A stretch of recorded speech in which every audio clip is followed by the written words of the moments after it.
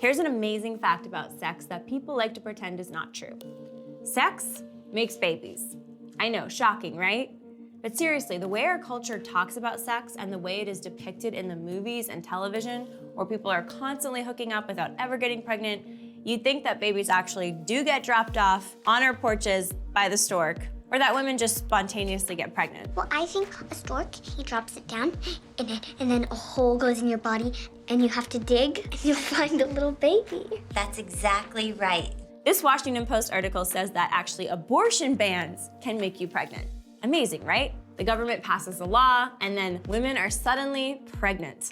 The bottom line is this. Our culture likes to think of sex and procreation as almost completely disconnected, which is crazy when you think about it, because sex makes babies.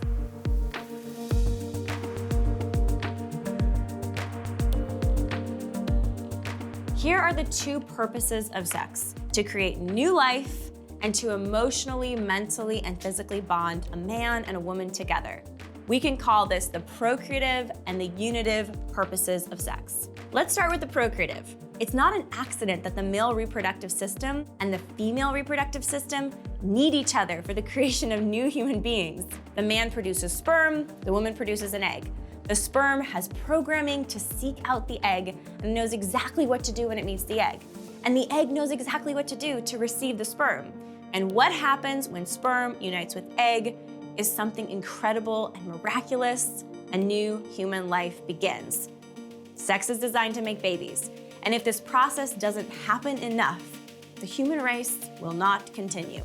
But of course, there's more to sex beyond the possibility of reproduction. Sex not only creates new life, it can form incredible bonds between two people. Sexual intercourse releases all kinds of hormones like oxytocin and vasopressin into the minds and bodies of both the man and the woman to bind them to one another, attach them to each other, and to help them commit to each other and any children that they produce. It's amazing. Get this, even when a woman is not in her fertile window during the month, if a couple has sex, the man's semen still bonds the woman to the man and the man to the woman, giving her nutrients and creating antibodies that prepares her body for a healthy pregnancy with his child. Ultimately, sex is a gift of oneself, one's body to another person, and because it engages our whole body and can bring another life into the world, it's designed to also engage our whole heart and include lifelong, faithful, public commitment to the person we are intimate with. That's why all major world religions and most cultures recognize marriage as the place for sexual intimacy. The ability to bring human life into the world is an incredible superpower. And sex is arguably the most physically intimate and pleasurable thing a human being can experience. It's impossible to have a positive view of sex if we reject either the unitive or the procreative powers of sex. Sexual problems between couples usually result from not honoring the unitive or the procreative purposes of sex. You said I was your soulmate. I did? When? When we were at that bed and breakfast having sex. But you know, That doesn't what? count. For example, if a couple is not focused on truly serving each other and bringing the other person pleasure, it can lead to problems. One instance of this is if sex is painful for the woman or she's not achieving orgasm, it may be because the man is not taking the time to understand his wife's body, her emotions, or her state of mind. This could be a lack of honor toward the unitive purpose of sex. Men are typically aroused more quickly than women and orgasm more quickly and may not give the time necessary for the woman to climax. This leads to what's called the orgasm gap, even in marriages, in which studies have estimated that while men orgasm 95% of the time during sex, women only orgasm around 65% of the time during sex. That men and women who are married should achieve orgasm together has been strongly encouraged by none other than the Pope.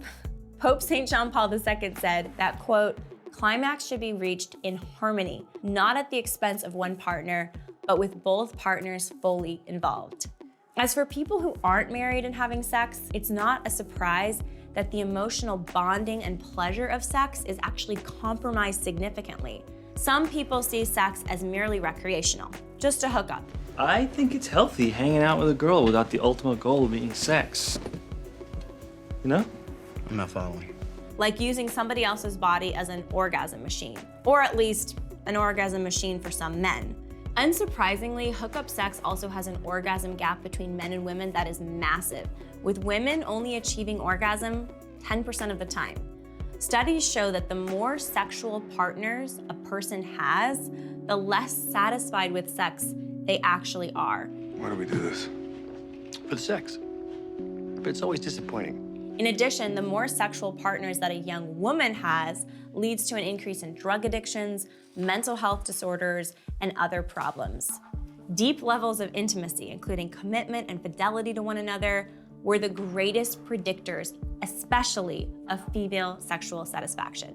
In addition, if a couple rejects the procreative possibility of sex with the attitude that a baby would be unwanted or rejected, this also violates the design of sex and opens the door to a host of other problems. Of course, not every sexual encounter leads to babies, some couples are not fertile, and a woman's fertility is only active a few days a month. But if the attitude around sex for even a married couple is that kids are a problem, then a baby who may be accidentally conceived might be seen with hostility. I mean, all this talk about having babies. Yeah, like you must procreate. Besides, anyone can do it. Oh, it's been done to death. It's not a coincidence that a culture that acts like sex isn't supposed to make babies and is saturated with contraception has high abortion rates. And so that is the fundamental problem with contraception. It violates the purpose for which sex exists. Contraception is the use of artificial means to block conception, the sperm meeting the egg, from taking place in sexual intercourse. Do you know how many different pills I take, birth control or otherwise? There is no way that I could be pregnant with a human baby. Because contraception disconnects sex from procreation, it disconnects sex from commitment between the man and the woman, and therefore disconnects sex from love and disconnects sex from marriage. Here is a brief overview of just some of the major destructive effects of contraception on individuals and society. Number 1, abortion. Some people try to say that contraception actually stops abortion, but this is not true. But Brian, isn't that the whole point of wearing a condom? To not impregnate the woman? Well, you know the old expression, nope. Contraception can stop a pregnancy in the short term, but in the long term, applied to the whole of society, the sexual behavior that contraception enables actually leads to an increase in unintended pregnancies and abortions. I don't know, I got a raincoat. Don't worry, I'm very pro-choice. Contraception encourages sexual encounters between people who are unprepared and unwilling to be parents, mainly people who are not married. In other words, contraception provides this false sense of security and a false view of sex. Nearly 9 in 10 children who are aborted are conceived to parents who are not married, couples that have not made that lifelong public commitment to each other. These couples expected sex without pregnancy, but for many of them, contraception failed. And then, abortion is used as backup contraception. And that's why there are over 2,800 abortions per day in America. About 1 million preborn children aborted every year. And get this, about half, 51% of women seeking abortions in the United States reported that they had used a contraceptive method in the month they became pregnant. There's a reason why the nation's single largest contraceptive provider, Planned Parenthood, is also the nation's largest abortion chain. The two go hand in hand. The idea is that people get on birth control, have sex with people without planning on getting pregnant, eventually get pregnant when the contraception fails, and then come back to Planned Parenthood for the abortion. In addition, many forms of hormonal contraceptives also act as abortifacients, designed to not only prevent conception, but also implantation, making the woman's uterine lining hostile to a newly created embryo and causing an abortion of that new life.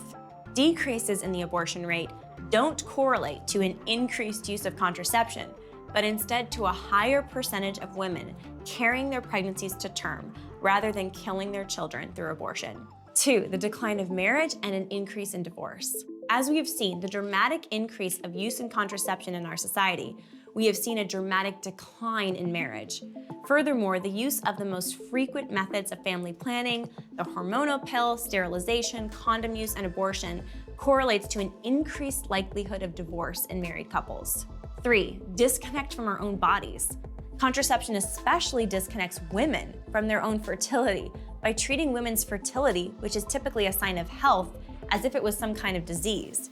This is the exact opposite of reality. A woman's fertility is a sign of her body working correctly, of her health, and so much of a woman's mental, emotional, and physical well-being is tied to her fertility.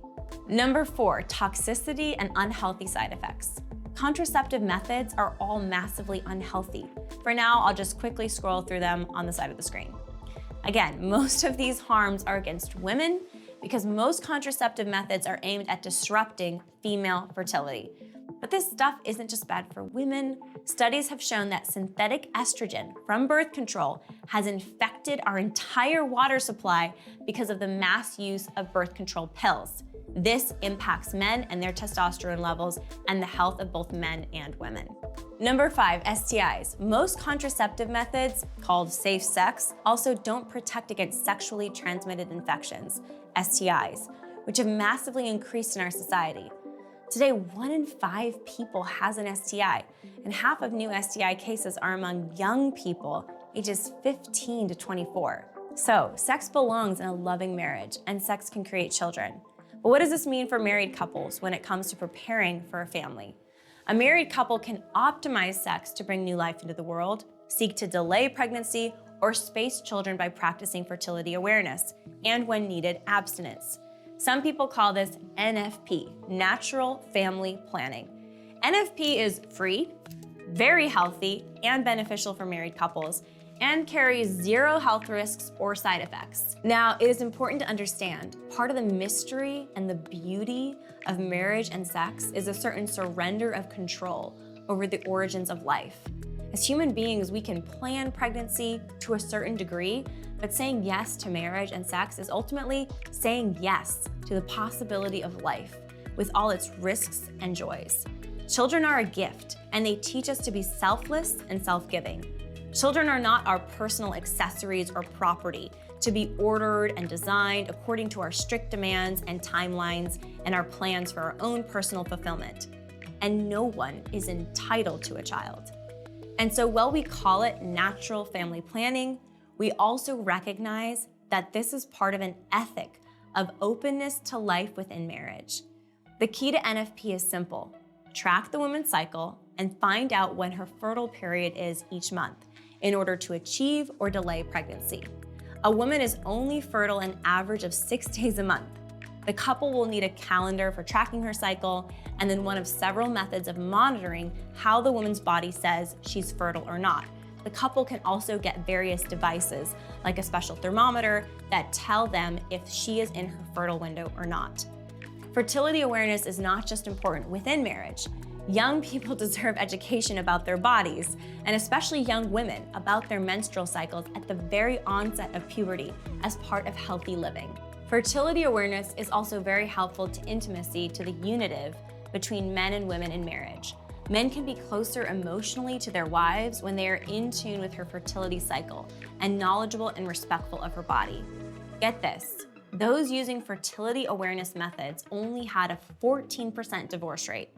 Compare that to married couples that contracept.